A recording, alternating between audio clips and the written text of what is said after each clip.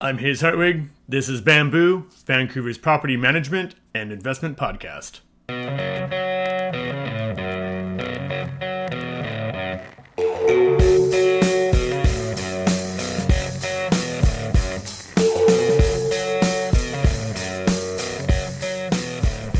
Hello, everyone, and welcome to the show. We're back here with Peter again. We're going to be taking a look at some of the stats as well as some upcoming news that is going to be kind of changing some stuff if it all goes through in Vancouver with the rental market as far as the short-term rentals goes in particular. So, I guess we should get to it. Welcome to the show, Peter. Yeah, thanks Haze, for having me back for the third or fourth time, I guess. You're kind of a regular now. Kind of a regular, I guess. Yeah, always good to be back and to chat about some stuff. You sent me a couple articles the other night to take a look at, and there's a lot of stuff in the news right now that is quite interesting and definitely affects the long-term and short-term rental market. Oh, absolutely. So, yeah, definitely excited to talk about it. Yeah, we'll see how these are, what's going on too. So, typical of the season, though, for once, the average rent has actually dropped by $32, which is not astronomical, but at least it's some form of release for the tenants that are long-term in Vancouver and, well, Greater Vancouver, I guess, to be more accurate. It's the first time in 6 months that it hasn't gone up. So you actually touched in on that in June, one of our podcasts way back then, so... I know it looks nice to move in the summer, but if you're able to, moving in the middle of winter is a good way to get a bit of a discount on the rent. Yeah, it's always nice to be right, nice to be validated a little bit. Honestly, I always tell any of my friends, if you're looking for a rental for yourself, the best time is when the weather looks like it is today, which pouring rain and a little bit colder. The rental market is definitely seasonal. To be honest, this year, it felt like after Labor Day, the supply of tenants just dried up completely. In August, I was flying high and prices were crazy and I was renting stuff like crazy. And then once September hit, it definitely got a lot slower. I saw a lot of units on the market stuck at a certain price. The prices are always quick to go up, but sticky on the way down. So maybe that's why we've only seen a $32 decrease when it probably in reality is a little bit more. But then again, that's just the average. So definitely going to see prices, $100 or $200 or even $300 lower. I've definitely lowered prices on some stuff to get it rented, and that's just the nature of the season. Yeah, I've been definitely have to do a couple of deductions as well, which is sometimes a little bit tough with landlords. You got to have that conversation, and they're not super keen to have that. But yeah, and like I said, it's always sticky on the way down, right? People, especially if they've just started, renting out their place, and say in August they talk to all their friends say, oh yeah, I was renting my place for this much, and they go, oh, perfect, I'm going to put mine on the market in October, and it just so happens that it's gone down a little bit. So you do have to be aware of that, and it's always better to get the place rented out, get somebody in there, than to let it sit empty for months and months trying to hold on to that extra $100. Oh, absolutely. Yeah, if you go trying to chase that, man, like just simple math, you get a month of vacancy. That's a lot of months that you're going to need of $100 each to get that vacancy back. Yeah, never going to be worth it. So sometimes you just got to suck it up and do it. So currently the average for Greater Vancouver, we'll get into those numbers a little bit more, sits at $24,406. That's for an unfurnished one bedroom. Pete, you should explain to us why are we using a one bedroom? One bedrooms are the most common kind of base unit that we use for comparing prices across the board. Obviously, a 2-bedroom, a 3-bedroom, or a detached home or townhouse are going to be more expensive. So having the most common unit, which is the 1-bedroom unfurnished, is a really good baseline, and it lets us compare things by adding on different furnished or 2-bed and stuff like that, and comparing how those prices are affected. Yeah, absolutely. And as we touched on at the start of the show, the market has definitely started to slow down, probably will slow down a little bit more. This is usually caused since the school rush is over. Everyone's for the most part, has found their places. So it's going to be very difficult to rent anything up at SFU. UBC, I think, will be a little bit easier simply for the fact that there is definitely not enough homes for students. So you can kind of rent fairly often. We should talk more to Matt about that, I guess, since he works out there a lot more. The other thing that does play a factor in is that people start thinking more about family events. They're thinking about, they just come off of Thanksgiving, Canadian Thanksgiving and Halloween and, parties and whatnot. So that's what they're kind of gearing towards. They're not wanting to be having everything in boxes come December when it's Christmas time, basically, in the people's thoughts, at least, right? So for sure. For me, at least, it makes total sense that, especially as Christmas rolls around, December seems like a bit of a write-off. Yeah. I usually end up taking 2 weeks off of showings at Christmas, not because I necessarily want to, just because there's nobody's looking. There's nobody interested. Last year, there was definitely a 2-week period around Christmas time from the 20th until the 2nd or the 3rd, where I just got basically no inquiries because nobody wanted to move. They were all just hanging out and, That being said, when it's in the new year, do you notice that you get a little bit of a blip? Like it almost seems like people make that New Year's resolution to no longer be in a one bedroom. Maybe people are moving in together, or the people who get engaged over the holidays. It's kind of silly, but cheesy thing. Do that, or even learn that they're going to have a child or something. I always just notice there's a little bit of an uptick in the first couple weeks of January. For sure. First couple weeks of January. I do just find December as a whole is pretty dead. I think last year I did maybe 1 or 2 move-ins on January 1st, or I think I might have done them a little bit before January 1st, but move-ins for January 1st, when regularly I would have at least 4 a month. So it was definitely less than usual. And even those ones, I think I probably secured the tenant in November and not in December. Because December is just a bit of a wash for anything really. But it makes sense. And if you are looking for a place as a tenant, December might be a great month to look because there's going to be a lot less competition from other tenants, as well as there's going to be supply on the market, right?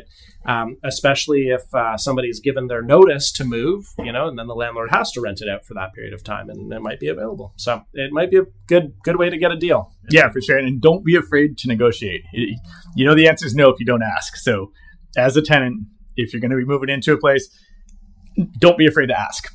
Yeah, because I've definitely been known to get a little desperate around December. So we'll call it desperate December when I'm trying to rent a place and I can't get it done, and I'll definitely take a bit of a deal to get somebody in there. Yeah, so. For sure, right?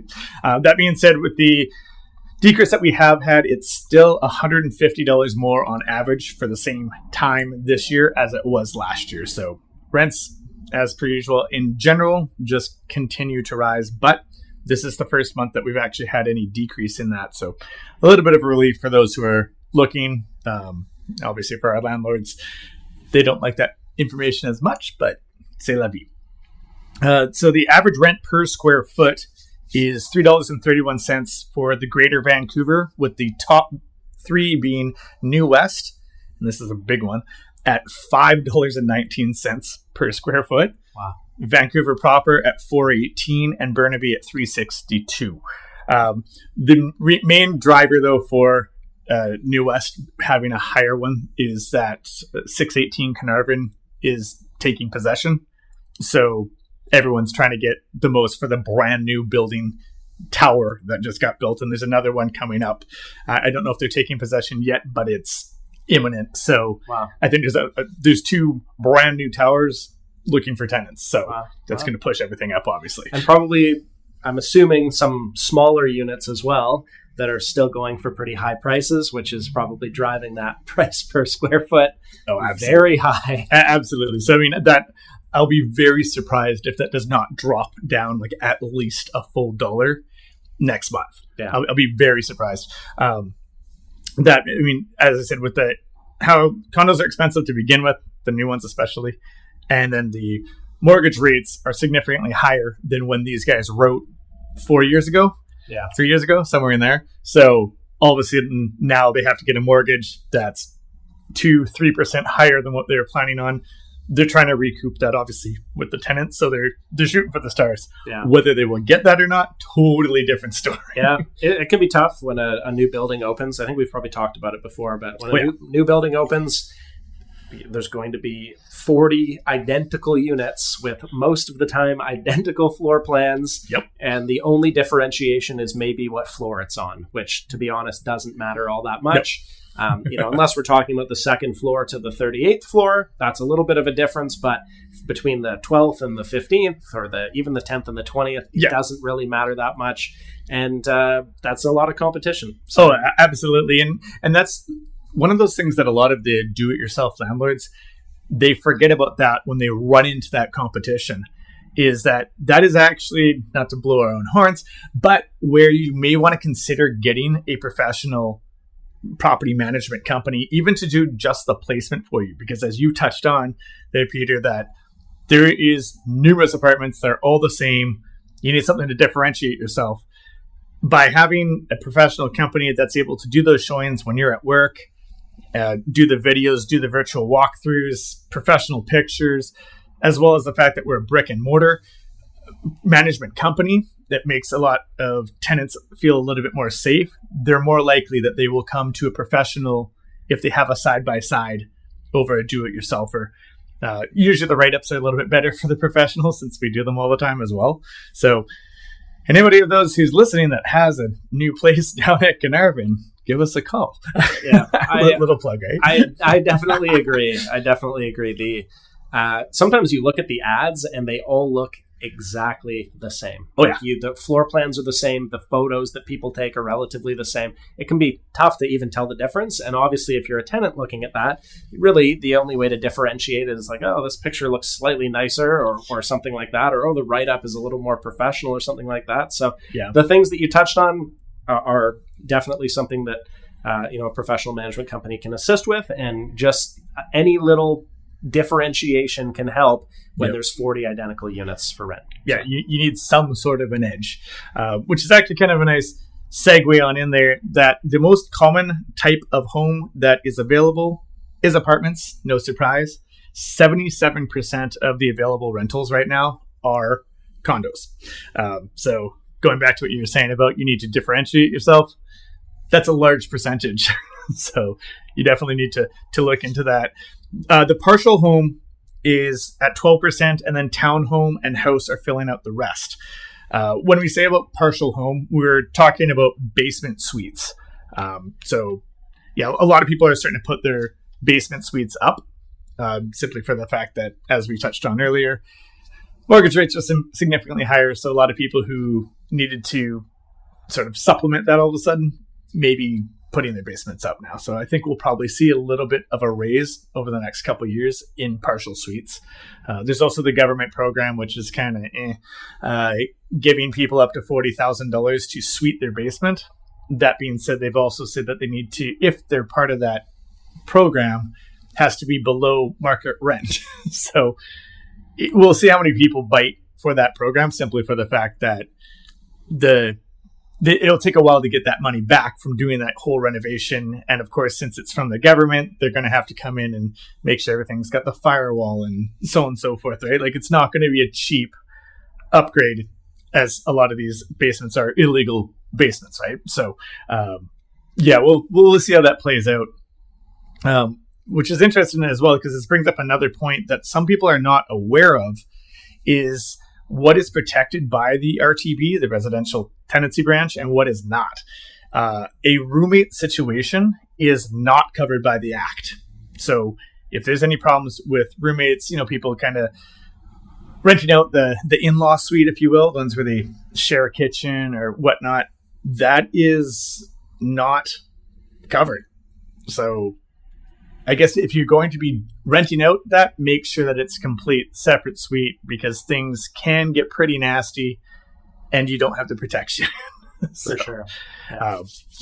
We've heard some horror stories of especially like within a co-tenancy agreement, where that one of the tenants will call us and say like, "Oh, my roommate's doing this," and that's sounds like a you problem. You need to figure that out. Yeah, right? Exactly. It's definitely something to consider. Roommate situations can work totally fine. I've definitely had roommates that work in the past. I've also had roommates that didn't work. It's definitely something to consider when you're renting out your place. Just one more thing to think about when you're deciding kind of what sort of tenants you are looking for. Yeah, absolutely, right. So going on with that, the number of bedrooms for the 77% was split fairly evenly this month, with 39% being one bedroom and 46% being two bedroom.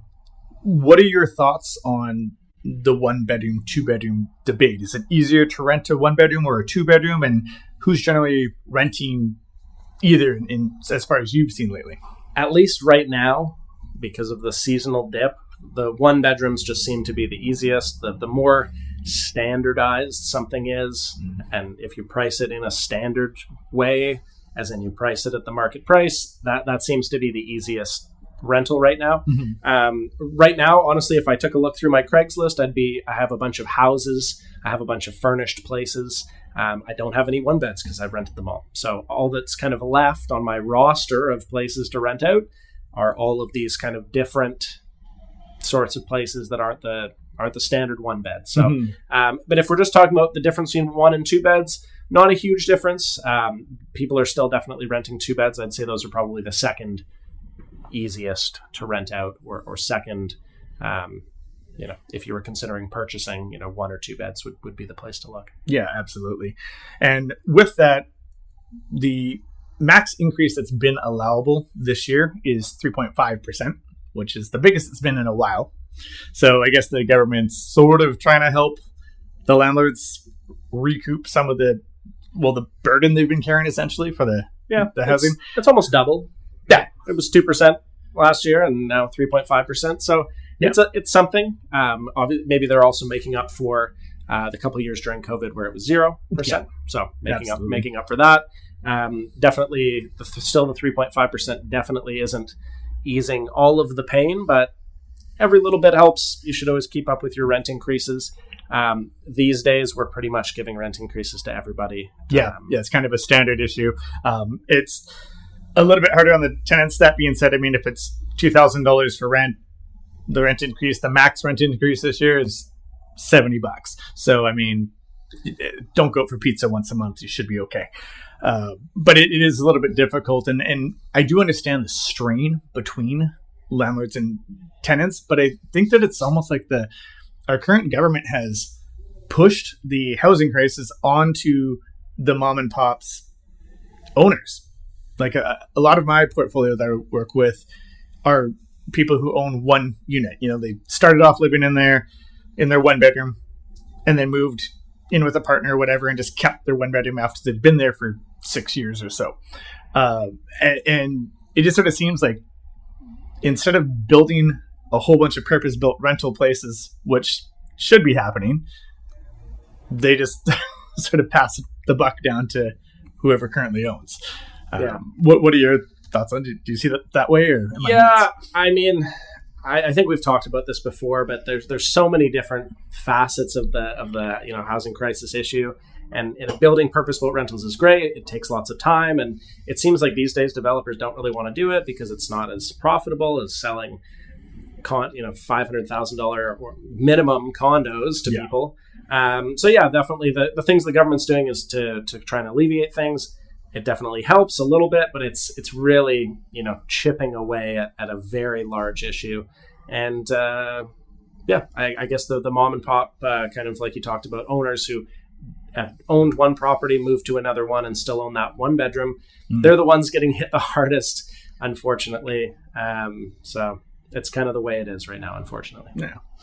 So with the average rents, though, the split off for the top three is Vancouver proper as at $28,031, followed by North Van at $36.80 and West Van at $35.82. This is typical. And filling up the top five, of course, is Richmond, and Markham, Ontario again jumped back in up there. We really do have to get a hold of someone back in Markham and find out what is going on, because they just they pop in and out. Yeah, all the time. I don't know. I had a great aunt that lived in Markham, but that's all the information I have. I've been there a few times, but that's it. It's obviously a desirable place if the rents are popping up like that. Absolutely, it seems to be. So yeah, we'll have to look into what's going on over there. So now, getting into the news, you actually talked about how you have a few furnished rentals. Now, that's typical, and the furnished rentals seem to go a little bit better in the summer. People come, for a month or two long vacation, stuff like this, and all that. The new housing minister, Ravi Kahlon, introduced a short-term rental accommodations act on Monday. Some of the details, if it's passed, would mean for short-term, only a host's principal residence would be able to do it in municipalities with a population of 10,000 or more, i.e. a owner could list a laneway or a basement, but not both. So that might change a couple things in Vancouver. Also, with investors with multiple condos would have to switch to long-term or face pretty heavy fines. So if somebody has, those bigger money people have, 5 or 6 units that they've just been using for Airbnb, this could be a huge problem for them. What are your thoughts on this? For sure. Obviously the biased long-term property manager in me says, yeah, great. get rid of the Airbnbs, turn them all into long-term rentals. That's fantastic. Obviously, a good portion of the economy as a whole in BC is propped up by tourism, which obviously utilizes Airbnb. So that's another factor to consider. And I'm assuming that's maybe why the government isn't immediately just saying we're banning all Airbnbs. Yeah. This fundamentally bans, I don't have the exact numbers, but I feel like it bans most of what Airbnb is used for now, what the housing minister is trying to bring in. Mm-hmm. I'd imagine that most Airbnbs out there, it's not their principal residence. If you go on Airbnb and take a look, there's thousands and thousands of them in the city of Vancouver or downtown Vancouver. And all of them, they're available all year round, right? Yeah. They're not, or at least for the majority of the year. It's not like a person is just renting it out on a weekend when they're away, or renting it out during a couple days of the week when they're not in town. I'd imagine most of it is the people who own several places, and they enjoy the fact that Airbnbs aren't protected by a bunch of renter protections like long-term rentals are. They can kick people out whenever they want. They have more flexibility, and they make a way more money. You make a lot more money on Airbnb if you can have your place rented out all the time. We're talking $300, $400 a night instead of maybe $100 a night or $80 a night compared to a long-term rental. So yeah, and touching in on the control, that is a big thing. A lot of the landlords that I've spoken to who are selling, will get the call and say the tenant's about to move out. No, I don't want to re-rent it anymore. So of course I jump in there at the sales side. Oh, are you going to list it? And they, we end up listing their unit for them. And when I ask them how come, what's the sudden change or whatever, a large percentage of the time, it's because they're scared now. There's the pendulum has kind of swung really far away from the landlord. Basically, I actually talked to the RTB a couple of days ago just for some clarification on the new direct request expansion, which I'll touch on in a bit.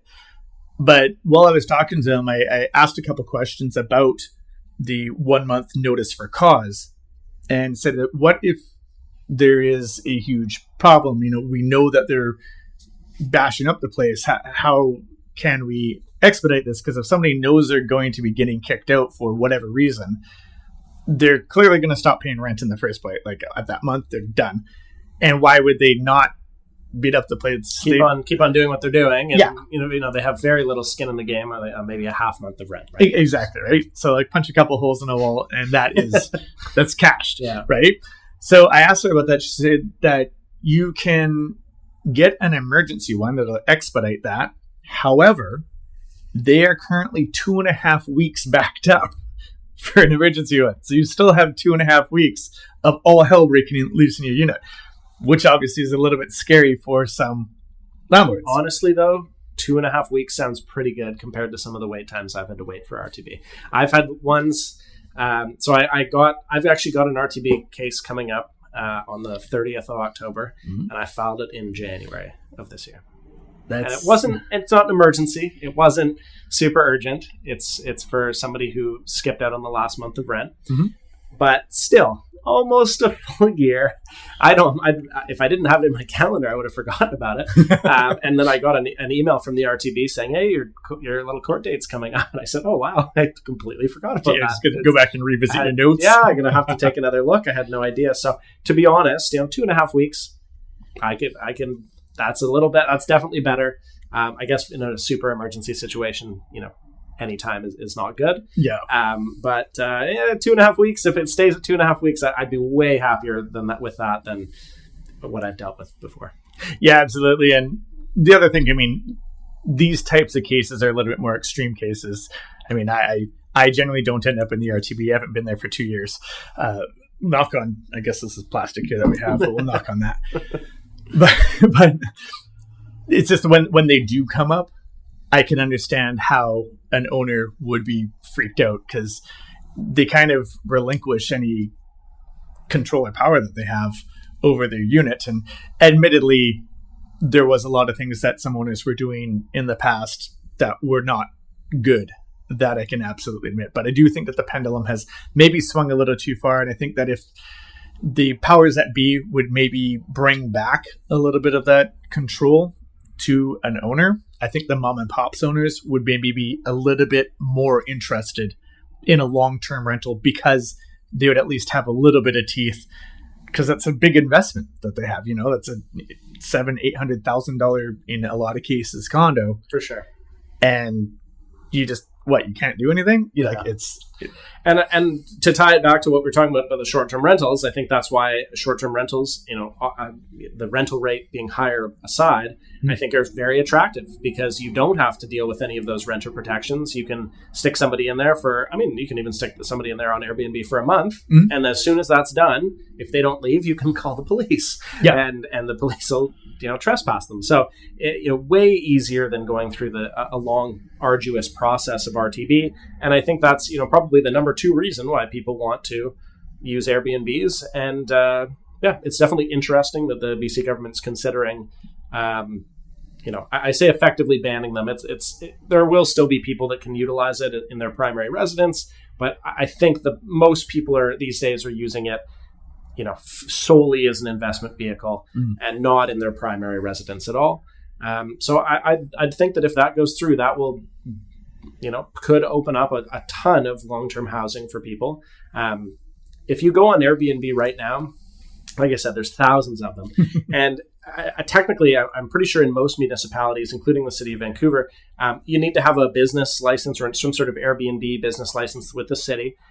I'd imagine that tons of those don't have them. And I think what the issue is that they're going to come down to with even the primary residence thing is enforcement. If they don't enforce any of it, or even if they enforce it and say, we give you a $500 fine for doing this.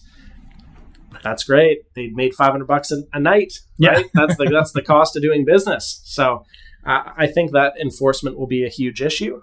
I think recently, or maybe a month or 2 ago, they increased the fees for from like 100 to 100 or 100 to 1,000. 1,000. Yeah, they basically 10x'd it for registering your Airbnb. Yeah. So that definitely helps, and maybe they can use that additional money to fund the enforcement team, whoever's doing that. I do think enforcement would be a huge issue.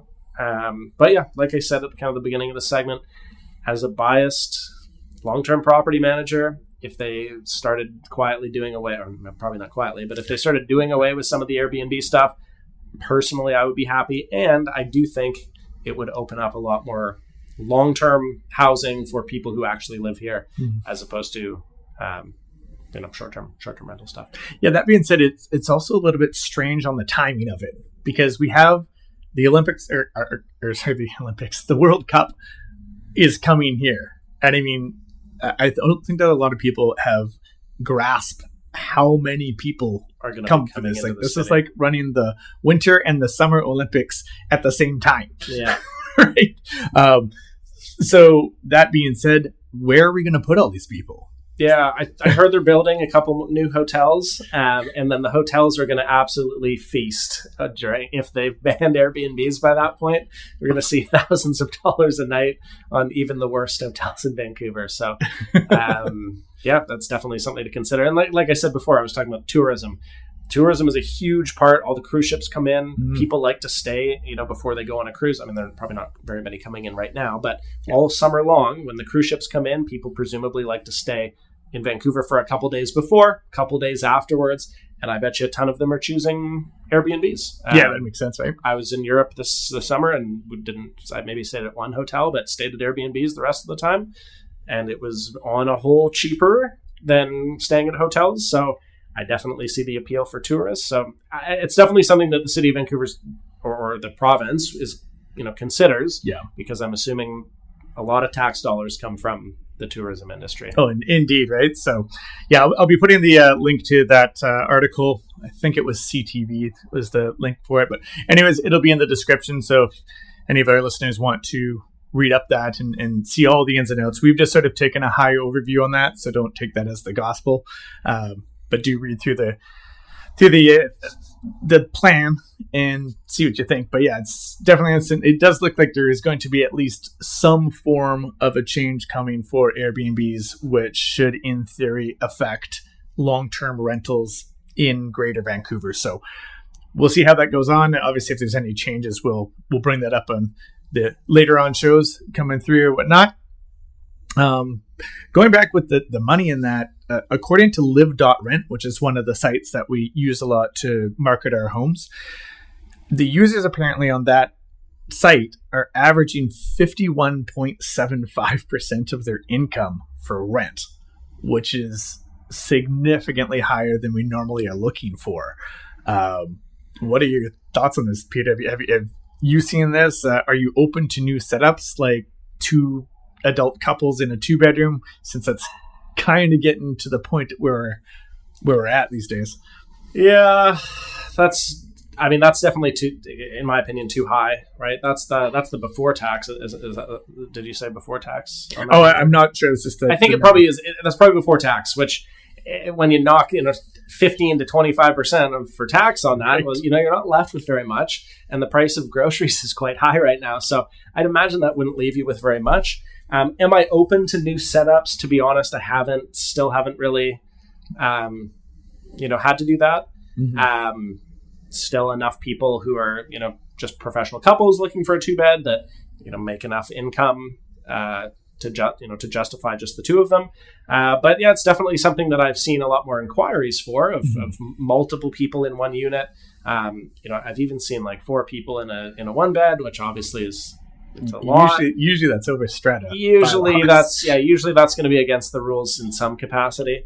But I wouldn't be surprised if, for the next, unless something drastically changes, for the next several years, we're going to see more and more and more of this. Mm-hmm. And eventually, perhaps landlords will be forced to, if all of the people with lots of money already have a place and people need to double up or triple up or quadruple up to be able to afford the rent, then, I can definitely see landlords just saying, I gotta get somebody in there. Yeah, absolutely.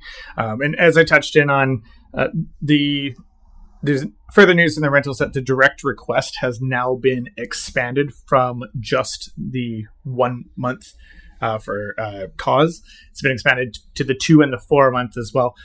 2 month, not for landlord use, it's for employee was changed in that. So do look into that if you're a do-it-yourself landlord. There has been some changes to the direct request at the RTB.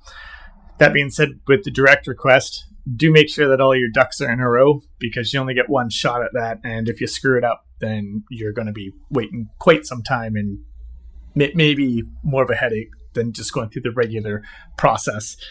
We should actually do a show on direct request, or at least more focused on the RTB process in general. Honestly, it's relatively confusing. There is a lot of information out there, so you can wade through all of it and do it yourself for sure. I learned just from doing it as well, but there's a little bit of trial and error there. I definitely messed up some of the early ones, or at least it took longer than it maybe should have. And I learned some, I don't want to say tricks, but, ways of making it, expediting the process or making sure all the documents, like you said, are in order.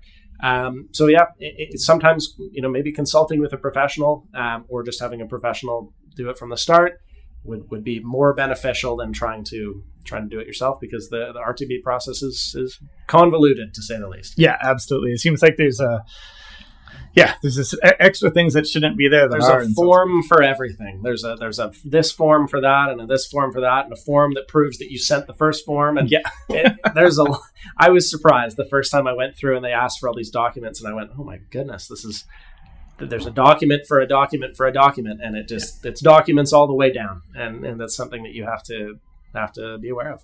Yeah, it is quite a task sometimes, especially with certain things that you think should just be straightforward. For instance, like non-payment of rent. Mm-hmm. If you don't pay your bill in a restaurant and then try to order more food, they probably won't let you do that. They'll tell you to get lost. Yeah. Rentals, not so much. Who knows? I don't know. But yeah, they have expanded the direct request. So do take a look at the RTB website. You can learn about that there and make sure that you are on top of things, because the rules generally change quietly in rentals. So you want to make sure that you're on top of it. Otherwise, you may end up shooting yourself in the foot, and nobody's going to be happy with that. So, well, we basically covered everything that we need to cover.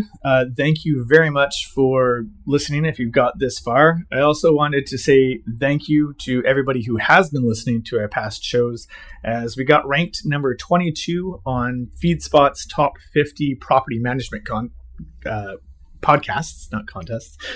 And so thank you very much. I know that 22 doesn't sound huge, but even being ranked after being around for less than a year for our podcast, that's not too bad. I think that's okay, and hopefully we can move on up eventually. But thank you very much for tuning in. If you found anything useful in this podcast, please be sure to like and subscribe to this. We'll be back in a couple weeks to deal with any of the goings-ons in the rental world. Thank you very much for Peter for coming on the show.